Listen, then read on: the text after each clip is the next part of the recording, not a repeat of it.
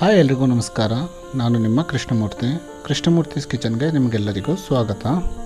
ಇವತ್ತಿನ ಈ ಒಂದು ವಿಡಿಯೋದಲ್ಲಿ ನಾನು ನಿಮಗೆ ಚಿಕನ್ ಗೀ ರೋಸ್ಟ್ ಮಾಡೋದನ್ನು ತೋರಿಸಿಕೊಡ್ತೇನೆ. ಬನ್ನಿ ವಿಡಿಯೋ ಶುರು ಮಾಡೋಣ. ನಾನಿಲ್ಲಿ ಮಸಾಲ ಮಾಡಿಕೊಳ್ಳಿಕ್ಕೆ ಒಂದು 20 ಬ್ಯಾಡಗಿ ಮೆಣಸು ತಗೊಂಡಿದ್ದೇನೆ. ಈಗ ಇದಕ್ಕೆ ಸ್ವಲ್ಪ ಬೆಚ್ಚಗಿರೋ ನೀರನ್ನು ಸೇರಿಸಿ 15ರಿಂದ 20 ನಿಮಿಷಗಳ ಕಾಲ ನೆನೆಸಿಡಬೇಕು.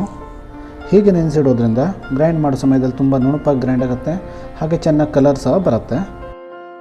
ಈಗ ಚಿಕನನ್ನು ಮ್ಯಾರಿನೇಷನ್ ಮಾಡ್ಕೊಳ್ಳೋಣ. ನಾನಿಲ್ಲಿ 1 kg ಚಿಕನನ್ನು ಚೆನ್ನಾಗಿ ತೊಳೆದು ತಗೊಂಡಿದ್ದೇನೆ. ಈಗ ಇದಕ್ಕೆ ರುಚಿಗೆ ತಕ್ಕಷ್ಟು ಉಪ್ಪು, ಅರ್ಧ ಟೀ ಸ್ಪೂನ್ನಷ್ಟು ಅರಿಶಿಣ ಪುಡಿ, ಹಾಗೆ ಒಂದು 100 ml ಆಗುವಷ್ಟು ಮೊಸರನ್ನು ಸೇರಿಸಿ ಇವೆಲ್ಲವನ್ನು ಚೆನ್ನಾಗಿ ಮಿಕ್ಸ್ ಮಾಡ್ಕೊಳ್ಬೇಕು.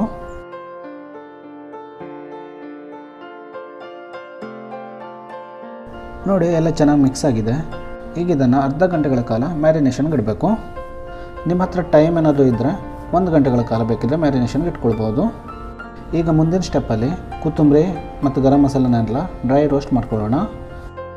ಮೊದಲಿಗೆ ಈ ಪಾತ್ರೆಗೆ 2 ಟೇಬಲ್ ಸ್ಪೂನಷ್ಟು ಕೊತ್ತಂಬರಿ, 3/4 ಟೀ ಸ್ಪೂನಷ್ಟು ಬಡ ಸೊಪ್ಪು, ಅರ್ಧ ಟೀ ಸ್ಪೂನಷ್ಟು ಜೀರಿಗೆ, 30 ಕಾಳಿನಷ್ಟು ಮೆಂತೆ, 1 ಟೀ ಸ್ಪೂನಷ್ಟು ಮೆಣಸಿನಕಾಳು, 6 ಲವಂಗ, ಹಾಗೆ 2 ಪೀಸ್ ದಾಲ್ಚಿನ್ನಿ ಸೇರಿಸಿ ಇವೆಲ್ಲವನ್ನು ಮೀಡಿಯಮ್ ಫ್ಲೇಮಲ್ಲಿ ಡ್ರೈ ರೋಸ್ಟ್ ಮಾಡ್ಕೊಳ್ಬೇಕು.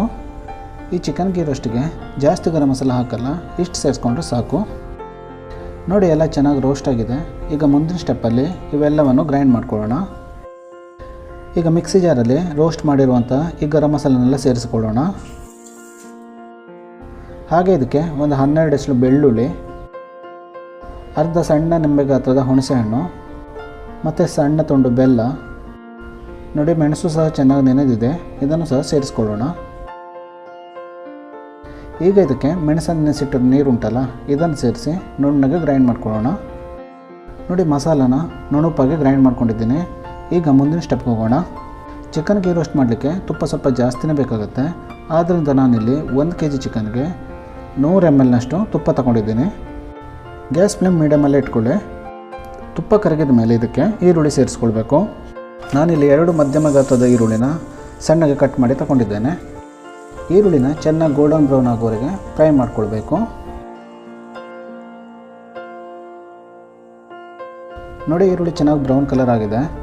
ಈಗ ಇದಕ್ಕೆ ಸ್ವಲ್ಪ ಕರಿಬೇವಿನೆಲ್ಲ ಸೇರಿಸಿ ಇದರ ಜೊತೆಗೆ ಮ್ಯಾರಿನೇಟ್ ಮಾಡಿಟ್ಕೊಂಡಿರುವಂತಹ ಚಿಕನನ್ನು ಸಹ ಇದೇ ಸಮಯದಲ್ಲಿ ಸೇರಿಸ್ಕೊಳ್ಬೇಕು. ಇವಾಗ ಇದನ್ನು ಚೆನ್ನಾಗಿ ಮಿಕ್ಸ್ ಮಾಡ್ಕೊಳ್ಳೋಣ.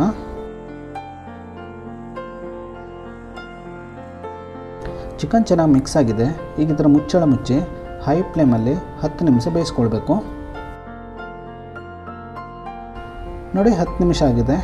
ಈಗ ಇದನ್ನು ಒಂದು ಸಲ ಮಿಕ್ಸ್ ಮಾಡ್ಕೊಳ್ಳೋಣ. ನಾನು ಇದಕ್ಕೆ ಸ್ವಲ್ಪನೂ ನೀರು ಸೇರಿಸಿಲ್ಲ, ಆದರೂ ಸಹ ನೋಡಿ ಚಿಕನ್ ಎಷ್ಟು ನೀರು ಬಿಟ್ಟಿದೆ ಅಂತ. ಚಿಕನ್ನ ಅರ್ಧ ಬೇಯಿಸ್ಕೊಳ್ಬೇಕು, ಅರ್ಧ ಬೆಂದ ನಂತರನೇ ಇದಕ್ಕೆ ಮಸಾಲ ಸೇರಿಸ್ಕೊಳ್ಬೇಕು. ಆದ್ದರಿಂದ ಚಿಕನ್ನ ಇನ್ನೊಂದು 5 ನಿಮಿಷ ಹೈ ಫ್ಲೇಮಲ್ಲೇ ಬೇಯಿಸ್ಕೊಳ್ಳೋಣ. ನೋಡಿ, ನಾನಿಲ್ಲಿ ಚಿಕನ್ನ 15 ನಿಮಿಷ ಹೈ ಫ್ಲೇಮಲ್ಲಿ ಬೇಯಿಸ್ಕೊಂಡಿದ್ದೀನಿ. ಚಿಕನ್ ಸಹ ಅರ್ಧ ಬೆಂದಿದೆ. ಈಗ ಇದಕ್ಕೆ ಗ್ರೈಂಡ್ ಮಾಡಿ ಇಟ್ಕೊಂಡಿರುವಂಥ ಮಸಾಲಾನ ಸೇರಿಸ್ಕೊಳ್ಬೇಕು. ಈಗ ಇದನ್ನು ಚೆನ್ನಾಗಿ ಮಿಕ್ಸ್ ಮಾಡ್ಕೊಳ್ಳೋಣ.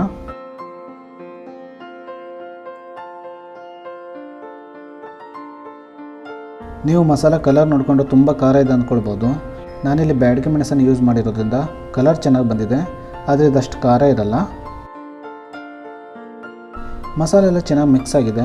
ಈಗ ಮಧ್ಯೆ ಮಧ್ಯೆ ಹೀಗೆ ಸೌಟಿಂದ ತಿರುಗಿಸ್ಕೊಳ್ತಾ ಇದನ್ನು ಲೋ ಟು ಮೀಡಿಯಮ್ ಫ್ಲೇಮಲ್ಲಿ ಒಂದು 5 ನಿಮಿಷ ಬೇಯಿಸ್ಕೊಳ್ಳೋಣ.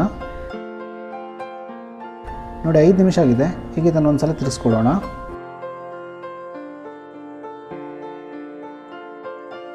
ಈಗ ಇದೇ ಸಮಯದಲ್ಲಿ ಉಪ್ಪಿನ ರುಚಿ ಒಂದು ಸಲ ಚೆಕ್ ಮಾಡಿ ಕಡಿಮೆ ಇದ್ದರೆ ಸೇರಿಸ್ಕೊಳ್ಬೇಕು. ನಾನು ಗೀ ರೋಸ್ಟ್ಗೆ ಟೋಟಲ್ ಆಗಿ 1 ಟೀ ಸ್ಪೂನಷ್ಟು ಉಪ್ಪು ಸೇರಿಸ್ಕೊಂಡಿದ್ದೀನಿ. 1 ಟೀ ಸ್ಪೂನ್ ಉಪ್ಪು ಸಫಿಷಿಯೆಂಟ್ ಆಗಿರುತ್ತೆ. ಈಗ ಸೌಟಿಂದ ಹೀಗೆ ತಿರುಗಿಸ್ಕೊಳ್ತಾ ಲೋ ಫ್ಲೇಮಲ್ಲಿ 10 ನಿಮಿಷದವರೆಗೆ ಬೇಯಿಸ್ಕೊಳ್ಳೋಣ. ನೋಡಿ, ನಾನು ಇದನ್ನು 10 ನಿಮಿಷ ಲೋ ಫ್ಲೇಮಲ್ಲಿ ಬೇಯಿಸ್ಕೊಂಡಿದ್ದೀನಿ. ನೋಡಿ, ತುಪ್ಪ ಎಲ್ಲ ಮಸಾಲೆಯಿಂದ ಸಪ್ರೇಟ್ ಆಗಿದೆ.